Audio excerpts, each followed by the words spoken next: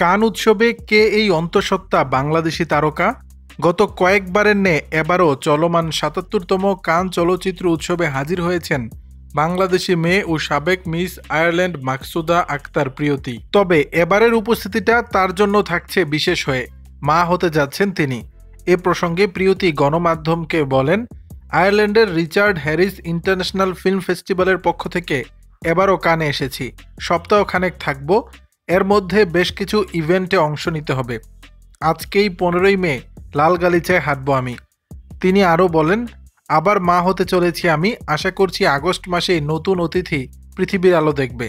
পেটে সন্তান ধারণ করে ফেস্টিভ্যালে অংশ নেয় এটি আমার জন্য আরও বিশেষ হয়ে গেছে। প্রসঙ্গত, 2014 সালে মিস আয়ারল্যান্ড নির্বাচিত হন বাংলাদেশি বংশোদ্ভূত মডেল, অভিনেত্রী ও পাইলট মাকসুদা আক্তার প্রিয়তি। এরপর আন্তর্জাতিক বহু প্রতিযোগিতায় তিনি হয়েছেন চ্যাম্পিয়ন।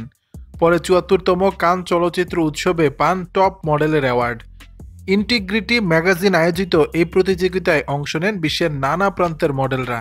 তাদের মধ্যে সবচেয়ে ভালো পারফরমেন্স দেখিয়ে সেরার অ্যাওয়ার্ড পান প্রিয়তি। পাশাপাশি আইরিশ চলচ্চিত্রেও কাজ করেছেন তিনি। দর্শক, বিষয়টি নিয়ে আপনাদের মতামত জানাবেন নিচের কমেন্ট বক্স।